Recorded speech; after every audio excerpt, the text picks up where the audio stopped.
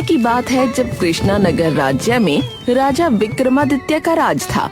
वो एक बहुत ही न्यायप्रिय और कर्मठ राजा थे। सर्दियां नजदीक थीं।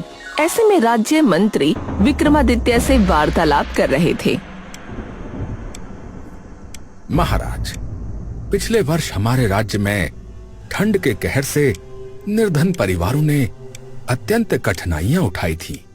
ठंड की वजह से कई परिवारों ने अपनों को ठिठुर ठिठुर कर मरते हुए देखा था महाराज, क्योंकि उनके पास सर्दी से स्वयं को बचाने के लिए पक्के घर नहीं थे और ना ही गर्म कपड़े और बिस्तर इत्यादि थे।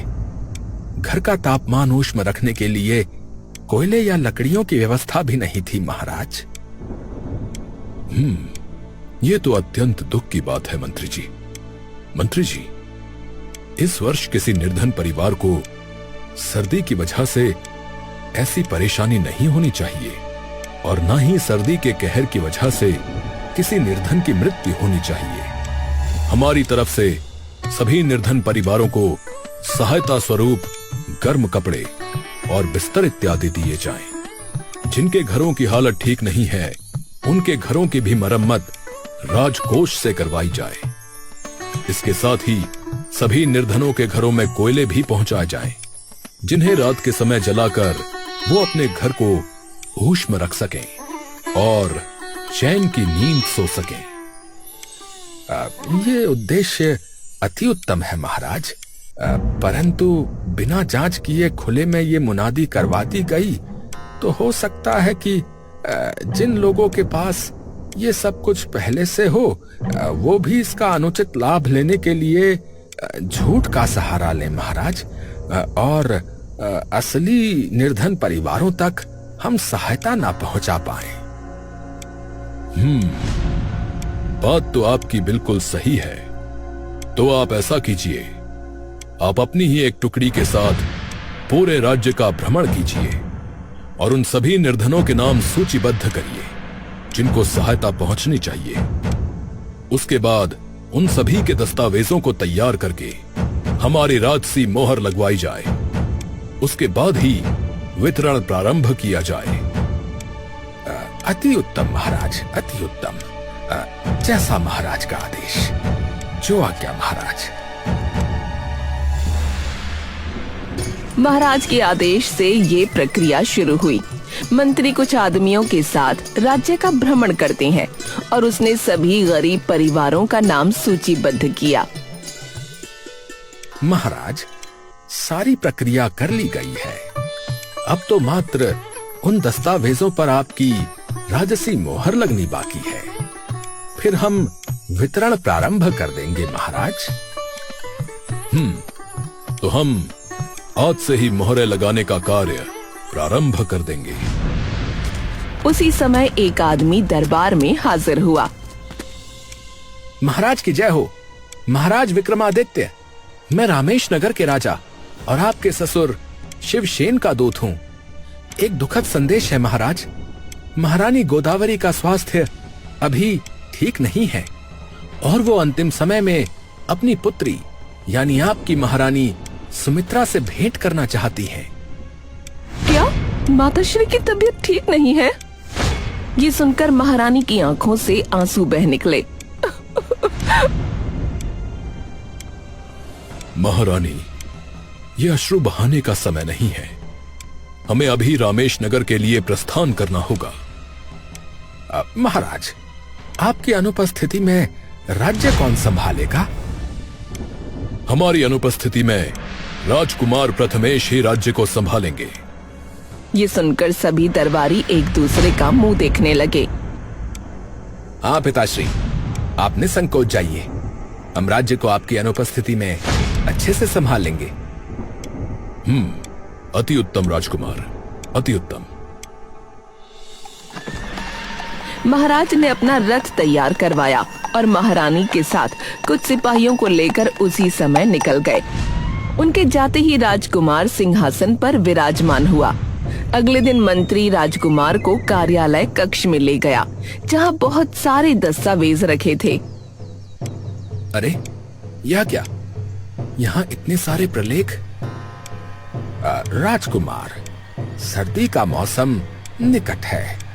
ये सारे प्रलेख उन निर्धनों के हैं जिनको महाराज द्वारा प्रारंभ की गई योजना का लाभ दिया जाएगा। इन सभी पर राजसी मोहर लगनी है। ये कार्य महाराज स्वयं करने वाले थे, किंतु अब आप उनकी जगह हैं, तो ये आप ही कर सकते हैं राजकुमार। परंतु इतने सारे प्रलेखों पर मुहर लगाने में तो बहुत समय लगेगा मंत्री जी। आपकी आज्ञा हो तो ये कार्य मैं कर सकता हूं राजकुमार। मंत्री जी, आपका मस्तिष्क ठिकाने पर है कि नहीं? मेरे होते हुए आप मोहर कैसे लगाएंगे? क्षमा करें राजकुमार, क्षमा करें। तो ठीक है, आज संध्या में हमारे मित्र हमसे मिलने आने वाले हैं, तो उनके स्वागत के लिए बढ़िया प्रबंध किया जाए। ये मोहर लगाने का कार्य हम समय मिलने पर कर देंगे। शाम होने पर राजकुमार का एक मित्र दरबार में आया। अरे मित्र सूरसेन, कैसे हैं आप? एकदम अच्छा हूं मित्र। प्रसन्नता हुई कि तुम अब सिंहासन पर विराजमान हो। राजकुमार अपने मित्र से मिलकर बहुत खुश हुआ। दोनों ने आपस में खूब बातें की और मदिरा पान भी किया। सुबह होने पर मंत्री कार्यालय कक्ष में पहुंचा तो उसने पाया कि राजकुमार ने सिर्फ 15 दस्तावेजों पर ही मोहर लगाई थी। मंत्री को चिंता हुई और वो राजकुमार के कक्ष में पहुंचा। राजकुमार, ये तो मात्र 15 प्रलेखों पर ही मुहर लगी है राजकुमार। अभी तो ये 10% भी नहीं हुए। आपको दोपहर होने तक इन सब पर मुहर लगा देनी चाहिए थी। मंत्री जी, आप हमें इस तरह से आदेश नहीं दे सकते। अभी जितना कार्य हमने किया है, उन प्रलेखों का कार्य प्रारंभ करो। बाकी कार्य हम अपने मित्र के जाने के बाद पूरा करेंगे। मंत्री ने राजकुमार के आदेश का पालन किया। अगले दिन राजकुमार का एक और मित्र वहां आया और अब राजकुमार पहले से भी ज्यादा लापरवाह हो गया। मित्रों के साथ मदिरा पान करने और शतरंज खेलने में समय गुजारने लगा। राज्य का कोई भी कार्य ठीक से नहीं होता। इसी तरह एक माह निकल गया। अब महाराज भी महारानी के साथ वापस महल आ चुके थे। महाराज फिर से सिंहासन पर विराजमान हुए और एक आदमी दरबार में हाजिर हुआ। दुहाई हो महाराज, दुहाई हो। क्या हुआ महाशय? आप इतने परेशान क्यों हैं? महाराज मैं सत्यनगर से आया हूँ महाराज। हमारे नगर में महाराज लूटपाट जैसी घटनाएं नित्य हो रही हैं महाराज, नित्य हो रही हैं। एक गिरोह नगर में घूम रहा है महाराज। वो लोग हवा में कोई ऐसा पदार्थ छोड़ते हैं जिससे सामने वाले व्यक्ति मूर्छित हो जाते हैं महाराज, और फिर लूट जैसी घटना हो जाती है महाराज। ये तो अत्यंत गंभीर समस्या है। ऐसे में हमें कोई बड़ा कदम उठाना पड़ेगा। महाराज ने राजकुमार से कहा। राजकुमार, हमें लगता है कि इस गिरोह को पकड़ने का कार्य आपको देना सही होगा। जी पिताश्री, हमें बताएं कि हमें क्या करना है। हमें इस समस्या से निपटने के लिए एक योजना बनानी होगी। उसके बाद हम तय करेंगे कि आपको कैसे कार्य करना है। महाराज ने मंत्री से 2 दिनों तक अकेले में चर्चा की और फिर राजकुमार को बुलाया। राजकुमार, हमने योजना बना ली है। अगर गिरोह को यह पता चल गया कि आप उनका निरीक्षण करने के लिए नगर में उपस्थित हैं, तो वो सतर्क हो जाएंगे। इसीलिए हम चाहते हैं कि आप एक आम व्यक्ति बनकर इस गुत्थी को सुलझाएं। पिताश्री, लेकिन वो कैसे होगा? मंत्री जी। महाराज के इशारे पर मंत्री ने सामने रखे एक चित्र से कपड़ा हटाया। अरे पिताश्री, ये तो हमारा चित्र है। ये आपने कब बनवाया? ये चित्र आपका नहीं है राजकुमार। ये चित्र रामू नाम के एक श्रमिक का है, जो अपने परिवार के साथ सत्यनगर में एक छोटे से घर में रहता है। रामू? कौन रामू? और आप मुझे इसके बारे में क्यों बता रहे हैं? वो इसलिए क्योंकि तुम्हारा रंग रूप हूबहू इससे मिलता है। यही हमारी योजना का एक पात्र है। आप कल सुबह मंत्री जी के साथ सत्यनगर के लिए निकल जाएंगे। फिर हम इस व्यक्ति को अपने गुप्तचरों से उठवा लेंगे।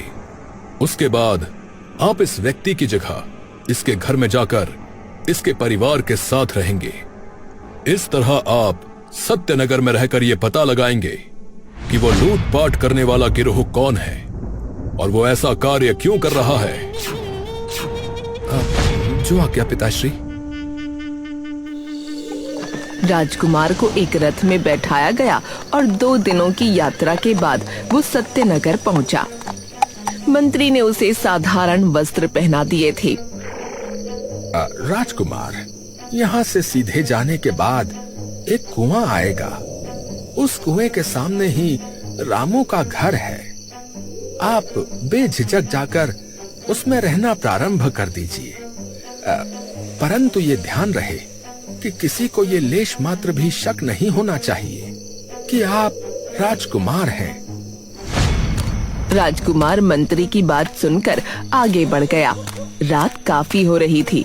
उसने देखा कि रामू के घर के बाहर एक औरत अपने बच्चे के साथ खड़ी हुई थी। कहाँ रह गए ये? अभी तक वापस नहीं लौटे। मुझे तो डर है कि कहीं इनको भी उस गिरोह ने लूट न लिया हो। तभी राजकुमार, जो कि अब रामू बन चुका था, वहाँ पहुँच गया। कहाँ थे आप? पता भी है मैं कितनी परेशान थी। लगता है यही रामू की स्त्री माधवी है। अरे बस क्या बताऊं, सत्यनगर में राजकुमार की सवारी निकल रही थी, इसलिए सभी रास्ते बंद कर दिए गए थे। उस नासपीटे राजकुमार को भी आज ही निकलना था। अगर वो न निकलता तो आप समय से घर पहुंच जाते। अरे माधवी, ये तुम क्या कह रही हो?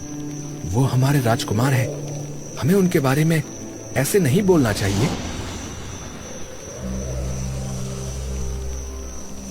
जो काफी छोटा सा घर था। छत भी काफी जर्जर नजर आ रही थी। खिड़की पर न कोई दरवाजा था, न पर्दा, और जमीन पर बस एक चटाई बिछी थी। आप हाथ मुंह धो लीजिए, मैं खाना लगाती हूँ। राजकुमार ने देखा कि कोने में नाली के पास ही एक नल लगा है। अरे, यहाँ तो कोई स्नान गृह भी नहीं है। ये लोग इतनी सी जगह में कैसे स्नान इत्यादि करते होंगे? राजकुमार हाथ पैर धोकर कमरे में वापस पहुंचा।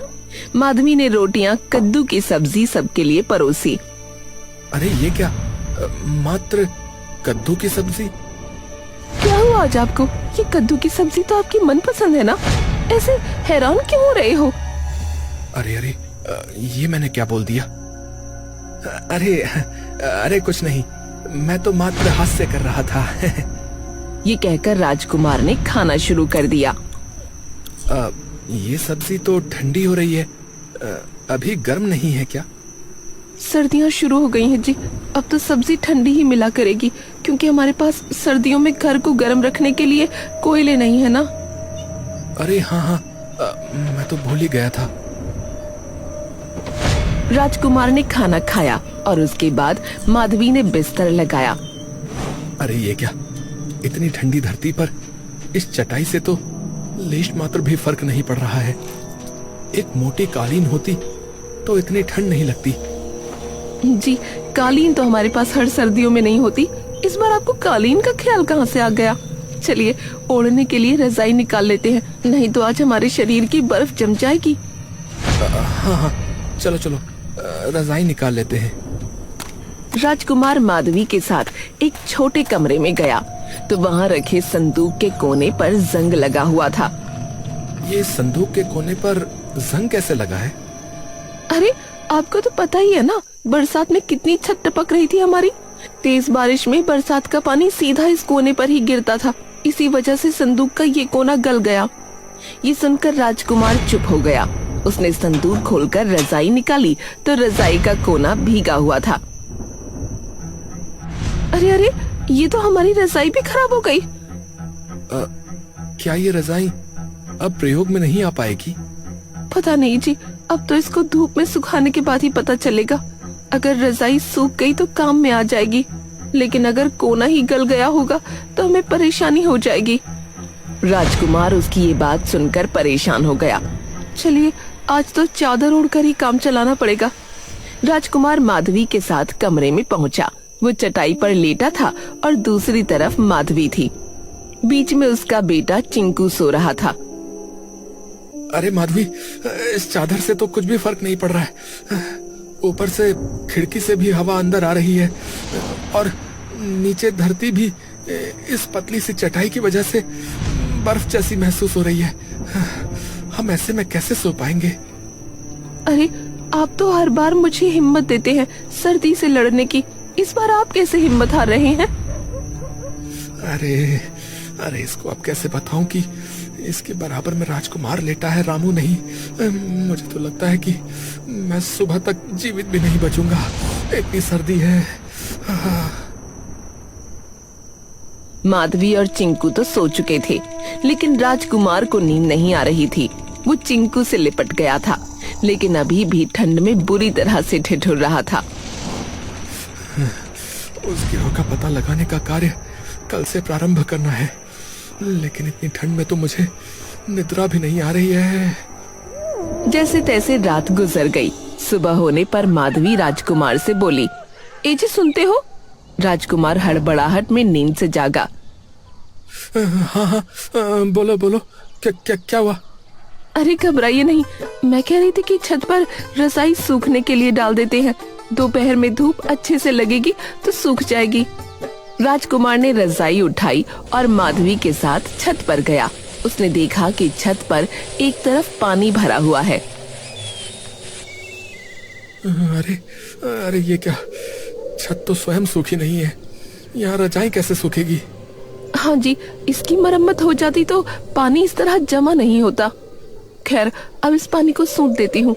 माधवी ने झाड़ू उठाई और फिर पानी को सूतने लगी। उसके बाद उन्होंने रजाई सूखने के लिए छत पर फैला दी।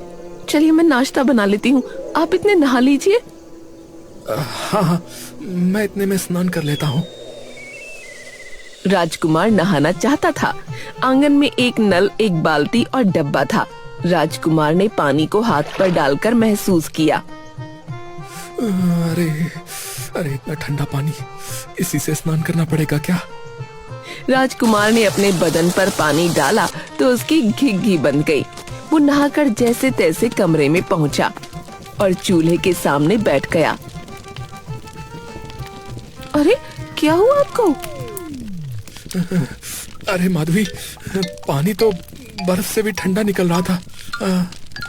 हाँ तो क्या हुआ, हम तो रोजाना ठंडे पानी में ही नहाते हैं। आप कोई राजकुमार थोड़े ही हो जो आपको गर्म पानी वाला स्नान गृह मिलेगा। ये सुनकर राजकुमार भी हंसने लगा।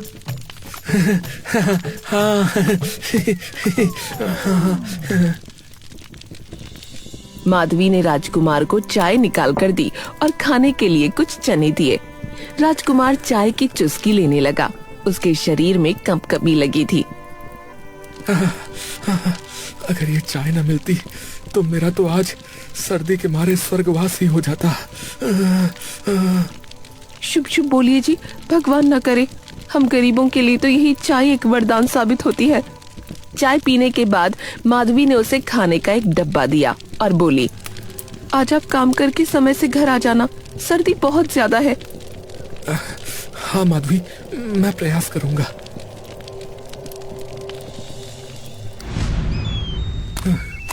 मंत्री जी ने कहा था कि मुझे यहाँ एक व्यक्ति मिलेगा जो मुझे आगे की योजना के बारे में बताएगा। राजकुमार डब्बा लिए घर से निकला और फिर बाजार में जाकर चौराहे पर बैठ गया। राजकुमार वहां बैठा उस आदमी के आने का इंतजार करने लगा, लेकिन दोपहर होने तक भी उससे वहां मिलने कोई नहीं आया। अरे बाप रे, अभी तक भी कोई नहीं आया।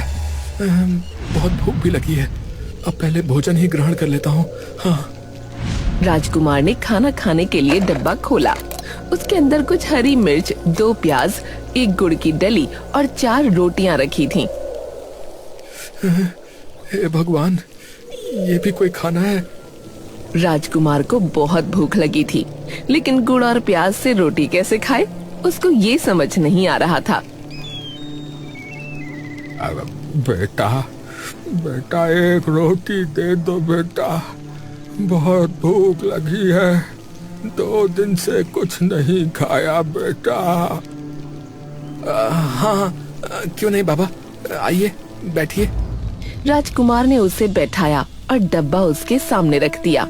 बूढ़े ने पहले रोटी उठाई, फिर गुड़ की डली के 2 टुकड़े किए और फिर प्याज को रोटी पर रखकर हथेली मारकर उसे फोड़ा। राजकुमार उसे बड़े गौर से देख रहा था। बूढ़ा फिर जिस तरह से प्याज से रोटी खाने लगा, राजकुमार भी उसी की देखम देख रोटी खाने लगा। राजकुमार का पेट भर गया और बूढ़ा भी अब भूखा नहीं था।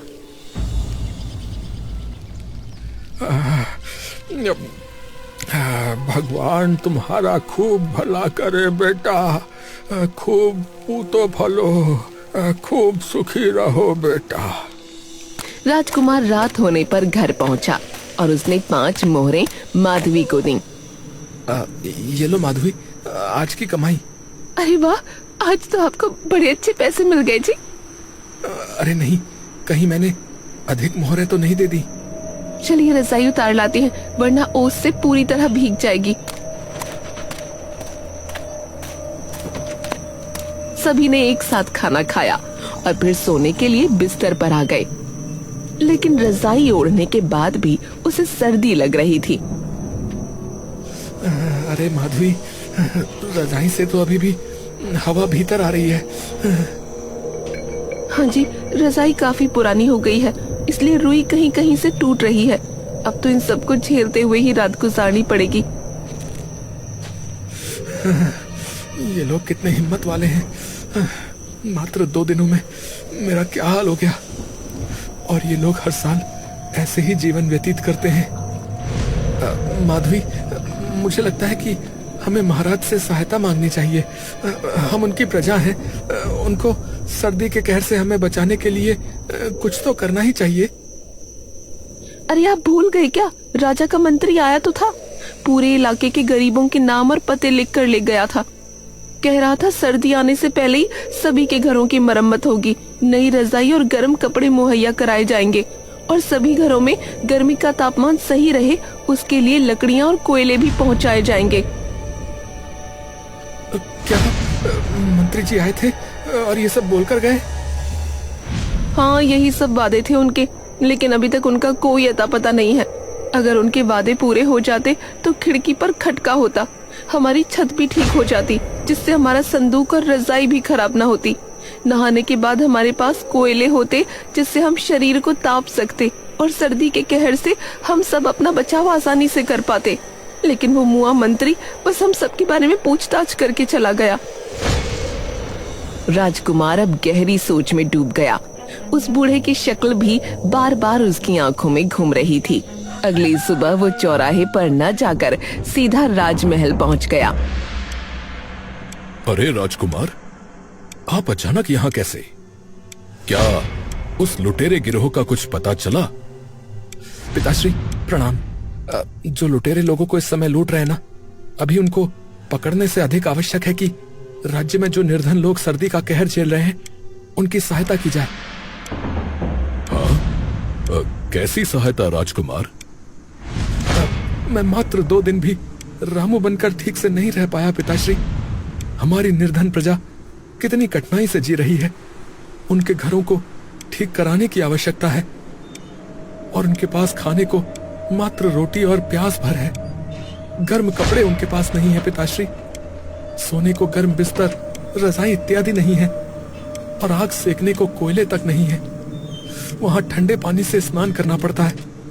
मैं तो अचंभित हूं कि भला कोई निर्धन इतना कुछ कैसे झेल लेता है, जबकि मुझसे वहां 2 दिन तक नहीं बिताए गए पिताश्री, 2 दिन नहीं बिताए गए। ये सुनकर महाराज ने मंत्री की तरफ देखा। अब क्षमा कीजिए राजकुमार, परंतु जो परेशानी आज हमारे राज्य में प्रजा को हो रही है, उसके दोषी आप हैं राजकुमार। हमने जो प्रलेख आपको दिए थे, अगर आप उन पर मोहर लगा देते तो उन सभी निर्धनों को गरम कपड़े, रजाई, कोयले इत्यादि पहुंचा दिए जाते। उनके घरों की मरम्मत हो जाती और वो इस सर्दी में भी आराम से अपने घरों में सो पाते। ये सुनकर राजकुमार ने नजरें झुका लीं। मंत्री जी, अब हमें अपने आप से घृणा हो रही है। हमारी लापरवाही की वजह से प्रजा ठंड का कहर झेल रही है। तो अब क्या आदेश है राजकुमार? मैं उन सभी प्रलेखों पर मोहर लगाने का कार्य आज ही प्रारंभ करता हूं। आप शीघ्र अतिशीघ्र योजना का लाभ प्रजा तक पहुंचाना प्रारंभ करें। ये कहकर राजकुमार कार्यालय कक्ष में गया और सभी दस्तावेजों पर मोहर लगाने लगा। सुबह से मोहर लगाते लगाते दोपहर हो गई, लेकिन वो रुकने को तैयार नहीं था। राजकुमार, कृपया भोजन ग्रहण कर लीजिए। ये कार्य तो बाद में भी हो जाएगा। नहीं पिताश्री, हम अभी भोजन नहीं कर सकते। हमारी प्रजा प्याज से रोटी खा खा कर जीवन व्यतीत कर रही है, तो क्या हम उनके लिए एक दिन भूखे नहीं रह सकते? शाम होने तक राजकुमार ने सभी दस्तावेजों पर मोहर लगा दी और फिर से 5 मोहरें लेकर रामू माधवी के पास पहुंचा। कुछ ही दिनों में गरीब प्रजा के घरों की मरम्मत शुरू हो गई। उनको रजाई और गर्म कपड़े भी पहुंचा दिए गए। इसके साथ ही हर घर में कोयले की बोरियां भी पहुंचाई गईं। माधवी भी अब बहुत खुश थी। माधवी, अब तो तुम प्रसन्न हो ना? देखो, महाराज ने हमारे लिए कितना कुछ कर दिया है। हाँ राजकुमार, अब तो लगता है कि सर्दियाँ आराम से निकल जाएंगी। ये सुनकर राजकुमार हैरान रह गया। उसी समय महाराज, मंत्री और एक आदमी वहाँ आ पहुँचे। माधवी, तुमने मुझे राजकुमार कहा? तुमने मुझे कैसे पहचाना? और पिताश्री, आप अचानक यहाँ कैसे पहुँचे? राजकुमार, सत्य यह है कि असल में राजू नाम का कोई श्रमिक है ही नहीं और माधवी इस किशन नाम के किसान की पत्नी है। उसने हमारे कहने पर ही आपको अपना पति समझने का नाटक किया था।